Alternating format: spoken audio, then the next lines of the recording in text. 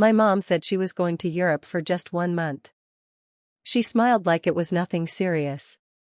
Before leaving, she kissed my forehead, placed $2 in my hand, and said, "You're old enough to manage." I was 11 years old. That was all the money she left me with. No food plan. No list of adults to call. No neighbor asked to check on me. Just an empty fridge, a quiet house, and a door that closed behind her. At first, I thought she would come back soon. I counted days on a small calendar. I tried to be brave. I told myself she trusted me. But by the third day, the food was almost gone. I ate very little and saved my school lunch for dinner. At night, the house felt too big and too quiet. Every sound made my heart race.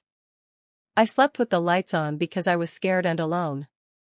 I did not tell anyone at school. I felt ashamed, like it was my fault.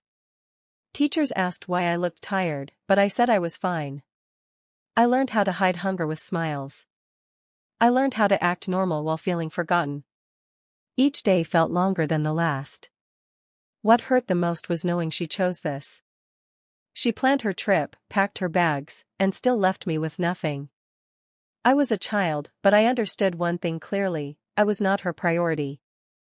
Stick with me while I share my story, and if it touches you, don't forget to support our channel by hitting that subscribe button, dropping a like, and sharing it with the people you care about.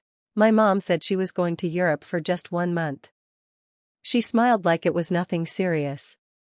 Before leaving, she kissed my forehead, placed $2 in my hand, and said, "You're old enough to manage." I was 11 years old. That was all the money she left me with. No food plan. No list of adults to call. No neighbor asked to check on me. Just an empty fridge, a quiet house, and a door that closed behind her. At first, I thought she would come back soon. I counted days on a small calendar. I tried to be brave. I told myself she trusted me. But by the third day, the food was almost gone. I ate very little and saved my school lunch for dinner. At night, the house felt too big and too quiet. Every sound made my heart race. I slept with the lights on because I was scared and alone. I did not tell anyone at school. I felt ashamed, like it was my fault. Teachers asked why I looked tired, but I said I was fine. I learned how to hide hunger with smiles. I learned how to act normal while feeling forgotten. Each day felt longer than the last. What hurt the most was knowing she chose this. She planned her trip, packed her bags, and still left me with nothing. I was a child, but I understood one thing clearly: I was not her priority. Stick with me while I share my story, and if it touches you, don't forget to support our channel by hitting that subscribe button, dropping a like, and sharing it with the people you care about. Morning felt strange before anything happened. The house buzzed with movement that had nothing to do with me. Drawers opened. Zippers pulled tight.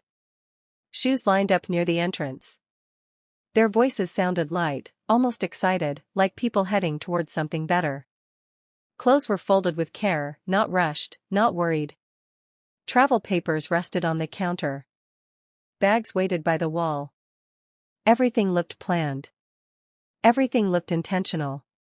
No one checked the kitchen. No one checked on me. I stood nearby, unnoticed, watching adults prepare for freedom. Lisa crouched for a second, close enough for me to smell her perfume. She pressed folded cash into my palm, thin and soft from use. Her fingers stayed there just long enough to make it feel important. Her words were short and sharp, like advice instead of care. Don't waste it. That was all. No instructions. No concern. Just a warning. Brent adjusted his jacket, already halfway gone. He did not look back. The handle turned. The frame shook slightly. Then silence rushed in, heavy and final. The lock clicked like a decision being sealed. I waited near the window long after the car disappeared. I expected hesitation. I expected regret. I expected someone to remember something important and return. The sun moved across the floor. The light changed. Nothing else did. Evening arrived quietly. Street lights came on one by one. The air inside felt colder. Every sound from outside made me lift my head, hoping. Footsteps passed. Engines slowed. None stopped. Darkness settled fully. The house stayed still. No keys. No voices. No sign of correction. I sat on the floor until my legs hurt, listening to emptiness stretch longer than it should. When night finally swallowed the hours, understanding arrived with it. This was not a delay. This was not a mistake. Leaving had been easy. Staying away was easier. Days began to blend together, measured by what little remained in the kitchen. I counted every bite carefully, thinking ahead instead of eating freely. Portions became smaller with each passing hour. I broke snacks into pieces, spacing them across time, convincing myself this was normal. Drinking filled space where meals should have been. My stomach ached, but I trained myself to ignore it. At school, I planned ahead. I wrapped leftovers in napkins, tucked them deep inside my bag, and waited until evening to eat. I chewed slowly, making each mouthful last. Hunger became a background noise, always present, never spoken. I practiced smiling through it, answering questions with energy I did not feel. No one noticed because I made sure they didn't. I learned control quickly. I learned discipline without guidance. Every decision revolved around survival. When to eat. When to wait. When to sleep. When to stay alert. Childhood disappeared quietly, replaced by caution and calculation. Inside the house, sound vanished. Walls echoed nothing back. The refrigerator hum felt louder than it should. Clocks ticked like reminders that time kept moving without caring. Rooms felt larger, emptier, colder. I stopped turning on lights unless necessary. Darkness felt easier to manage than hope. I stopped expecting voices. I stopped reacting to silence. The absence became familiar, like a presence of its own. I learned that stillness can press against you, heavy and unforgiving. It wrapped around me, reminding me that no one was watching, no one was waiting, no one was coming. Lying awake at night, I listened to my own breathing, counting it just to feel something steady. Fear sat close, but resignation sat closer. I understood something important without words. Needs do not matter when no one is there to hear them. That realization changed me. It taught me restraint, patience, and distance. It showed me how loneliness sharpens awareness. I was young, but I learned a truth many never face. So early, when care disappears, survival becomes a private responsibility, carried silently, one careful choice at a time. There came a moment when holding everything alone felt impossible. My hands shook while dialing a number I rarely used.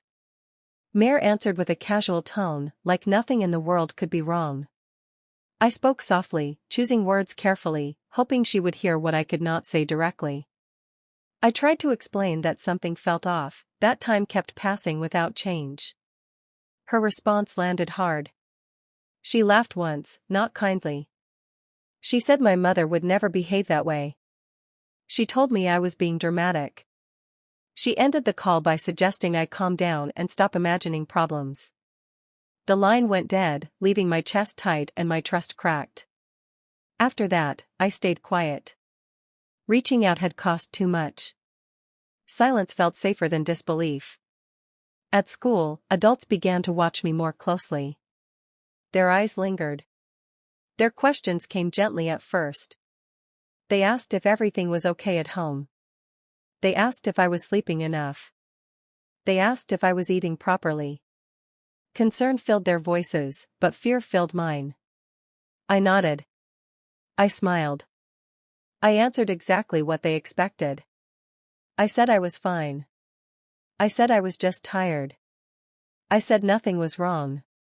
Each lie felt heavy, but honesty felt unbearable. Telling the truth meant risking more doubt, more judgment, more rejection. I learned how to deflect attention. I learned how to redirect conversations. I learned how to disappear in plain sight. The idea of being questioned further terrified me more than the ache I carried daily. What hurt most was realizing help existed but belief did not. I understood that asking once had been my chance. Being dismissed taught me a painful rule: if the first person turns away, others likely will too. So I chose hunger over humiliation. I chose silence over suspicion. I chose to endure quietly rather than explain myself again. It was easier to suffer unseen than to be told my real it was not real. Late evening brought a sudden click, followed by darkness that did not feel accidental. The lamps died. The television screen vanished. A warning beep echoed once, sharp and final. Panic rose fast.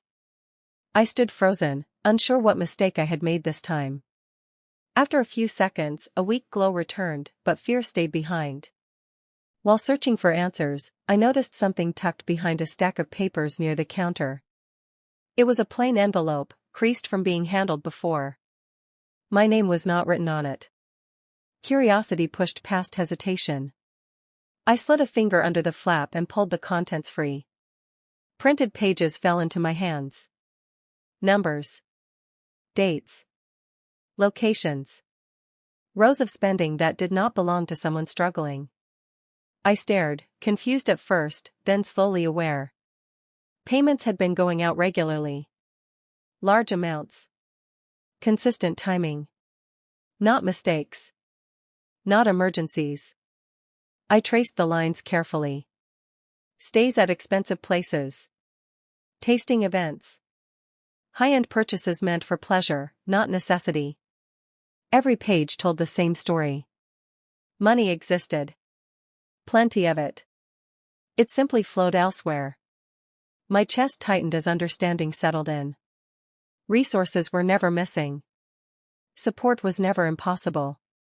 What was missing was concern. What was absent was intention to care. I sat on the floor with those papers spread around me like proof I never asked for. Each entry felt like a choice made against me. Every receipt carried laughter I never heard. Comfort I never touched. Safety I never received. This discovery changed everything. It stripped away excuses. It erased doubt. There was no misunderstanding left to cling to. The situation had been deliberate. Plans had been detailed. Enjoyment had been prioritized. That night, something broke cleanly instead of painfully. The hope that this was temporary disappeared. In its place came clarity. I understood I had not been overlooked. I had been excluded. The truth was simple and devastating. Absence had been funded, distance had been purchased. While I measured days by endurance, others measured them by pleasure. From that moment on, I stopped wondering why I was alone. I finally knew. Time kept moving forward without asking how I felt about it. The early days were full of tears that came without warning. My throat burned, my eyes ached, and my chest felt tight every night. Then, slowly, the tears stopped. Not because things improved, but because crying began to feel useless. By the third week, my face stayed dry even when my heart felt heavy. Something inside me shifted. Fear faded first. Sadness followed.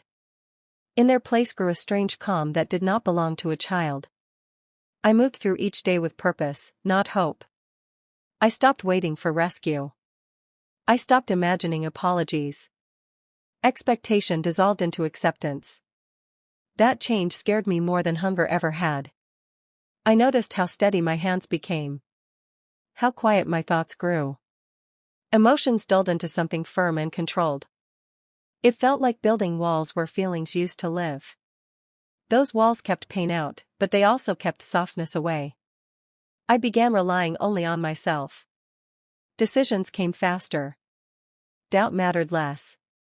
I learned to trust my own judgment because it was the only thing that stayed. Dependence felt dangerous now, like a trap I had barely survived. Needing someone meant giving them power. I decided that would never happen again. At night, instead of wishing for comfort, I planned. I thought about distance. About separation. About a future shaped by my own choices alone. A quiet vow formed without ceremony or anger. I would not lean on people who could walk away so easily. There was no dramatic moment, no spoken promise. Just a deep understanding that settled into my bones. I would build a life where no one held control over my safety. I would become untouchable through preparation and patience. And somewhere beneath that resolve lived something colder. Not rage, but memory. I knew how abandonment felt. I knew its weight, its silence, its damage. One day, without cruelty or noise, that feeling would return to where it came from. Not through shouting. Not through pleading. Through absence. Through distance. Through the same emptiness that shaped me. The front door finally opened with noise instead of silence. Voices filled the space, bright and careless. Their skin looked darker, healthier, like time had been kind to them. Luggage rolled across the floor. Laughter bounced off the walls. They spoke over each other, sharing memories I was never part of. I stood nearby, smaller than before, watching strangers who knew my name. Brent glanced at me with a brief frown, eyes scanning my frame. He asked what had happened, why I looked so thin, like it was a passing curiosity instead of concern. His tone held surprise, not guilt. Lisa waved it off with humor. She laughed and made a joke, saying I must have forgotten meals. Her words floated easily, like nothing serious had occurred. She did not wait for an answer. She did not look closely. Jokes replaced responsibility. I did not correct her. I did not explain. I did not ask why. My face formed a small smile, practiced and controlled. It felt strange how natural it came. That expression hid more than pain. It hid distance. They unpacked souvenirs and stories, placing objects on tables, describing places with excitement. I listened quietly, nodding when expected. Each sentence they spoke confirmed something I already understood. Their happiness had not been interrupted by my absence. Inside, I stayed calm. There was no rush to speak. No need to confront. Words felt unnecessary now.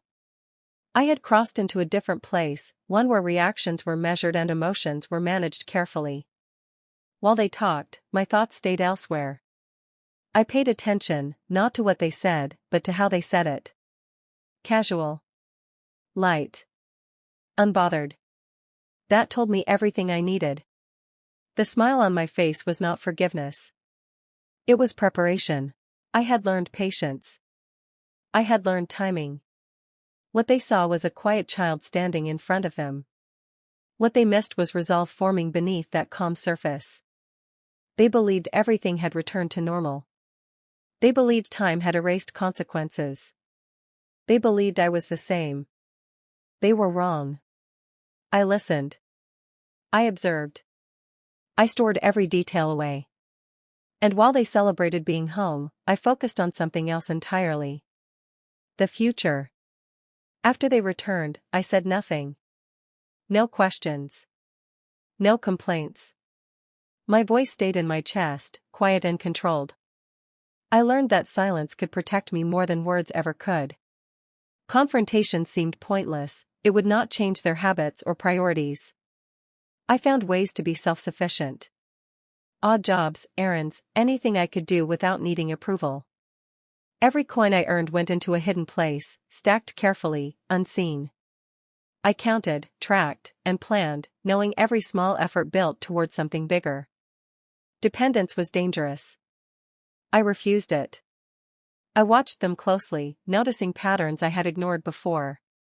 Lisa laughed at struggles I endured, pretending they were exaggerations. Brent made light of issues I quietly handled. Their amusement cut deeper than hunger ever had. They did not see me as a person, they saw me as entertainment, a minor inconvenience. Year after year, their carelessness grew.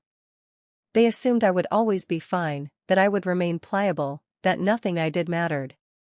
They spoke freely in front of me, unaware that I was taking notes, remembering details, recording slights. Every careless word and action became fuel for what I was planning silently. Time worked in my favor. Their overconfidence became obvious. Their negligence became predictable. I moved through my days with patience, letting them think nothing was wrong. I stayed calm, obedient, and invisible while quietly building stability. I did not rush. I did not push. I let the world turn around me while I strengthened my own position. Their dismissal of me became my advantage. The longer I waited, the more they underestimated me, and the stronger I became. One day, their carelessness would meet consequences. Until then, I watched, I learned, and I prepared. By the time I turned 18, I had built a quiet life of careful routines and hidden savings. One day, a counselor at school invited me to talk, casually asking about my home and past. I had never spoken openly before, but something about that office felt safe, like words could exist without judgment. I began to speak slowly, choosing each detail with care. I told them about days without meals, nights alone in silence, and the constant pressure to manage everything myself. I described how my parents left me with nothing while enjoying luxuries abroad. I showed records I had kept hidden, receipts, statements, and notes that proved what had happened. It felt strange to put the truth into words. I had carried it inside me for years, a weight I thought I would always bear alone. As I spoke, the counselor listened closely, asking questions that dug deeper than anyone ever had. I realized they actually believed me. They actually understood. Then came a moment I never expected. The counselor leaned back and spoke slowly, carefully. They told me that what my parents had done was not just cruel, it was against the law. Leaving a child without support while deliberately spending money elsewhere, they said, could be considered neglect and exploitation. I stared at them, shocked. For years I had thought this was just my misfortune, a cruel twist of circumstance. I had believed it was something I had to endure silently. Now, for the first time, I saw it from a new perspective. What I had suffered was recognized officially. It was actionable. A door had opened. The situation that had defined my childhood could now be challenged. The truth I had carried alone had suddenly become a tool, a key to change the story that had been written for me. I approached the next steps calmly. There was no shouting, no anger that could be used against me. I organized every piece of evidence I had collected over the years, bank statements, receipts, notes on their absences, and my own records of survival. Every detail mattered.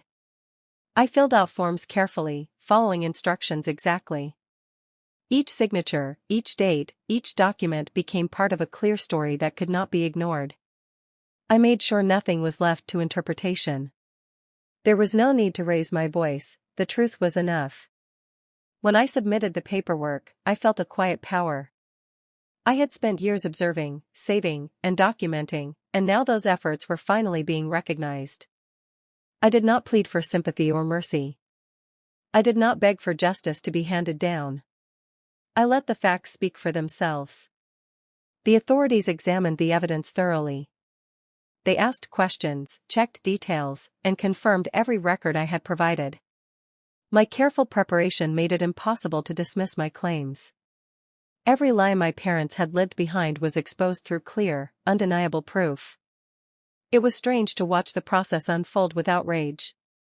There was no spectacle, no confrontation, just a system working as it was meant to. My parents had assumed silence meant compliance, that their choices would be invisible. They had no idea the quiet child they ignored could wield such precision. I stayed patient, letting each step take its course. I watched as the truth I had carried alone became undeniable. I realized that revenge did not need noise or anger. Sometimes, the most effective justice comes through calm, calculated persistence.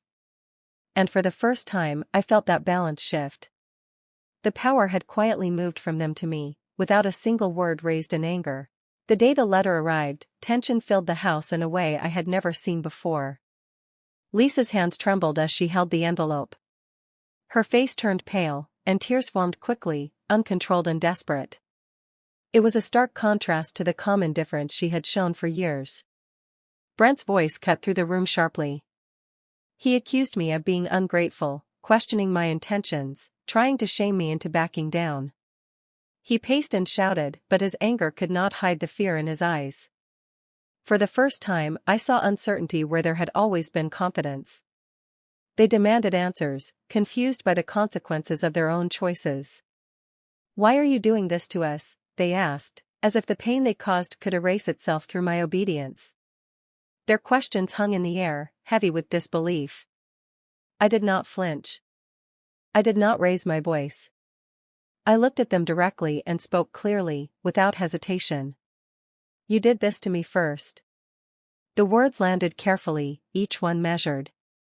They were not an accusation born of impulse but a simple fact they could not ignore. The room went quiet. Their previous authority evaporated. Every excuse, every justification they had lived by crumbled under that truth. For once, they could not laugh, dismiss, or control the narrative. I felt a strange satisfaction, not from cruelty, but from balance finally being restored. Years of manipulation, neglect, and abandonment were acknowledged, not by argument, but by undeniable evidence and the quiet force of honesty. They finally understood what it meant to be powerless in the face of someone they had tried to erase. The fear, the panic, the realization, it was all theirs now, just as the helplessness had been mine for so long. What followed was not loud or dramatic. The outcome reached further than finances. What truly disappeared was proximity. Contact ended. Distance became permanent. I stepped away without hesitation, choosing peace over obligation.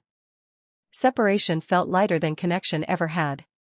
I focused on creating stability that depended on no one else. Education, work, and purpose shaped my days. I surrounded myself with structure, kindness, and intention. Slowly, a future took form, one built on care, not neglect. I learned how to provide safety because I once lacked it. My experiences shaped my direction. I committed myself to protecting those who could not protect themselves. I chose paths that ensured children would not face emptiness disguised as independence. Awareness replaced ignorance. Compassion replaced dismissal. I became the presence I once searched for and never found. Healing did not arrive suddenly. It came through consistency. Through routines that honored my worth. Through boundaries that defended my peace. Through understanding that closure does not require forgiveness. It requires freedom. Occasionally, a small reminder appears. Loose change near a sidewalk. Bills abandoned in a parking lot. Those moments pause me briefly. I do not feel bitterness. I feel recognition. That small amount once symbolized abandonment. Now it represents endurance.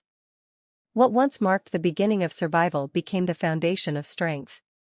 From scarcity grew discipline. From isolation grew clarity.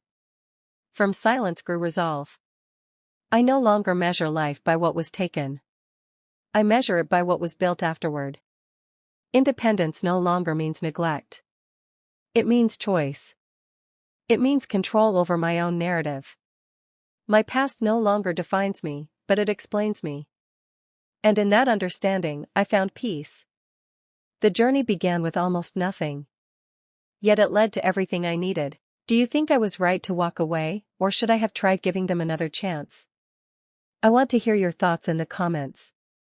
And if you love stories like mine, subscribe and hit the bell.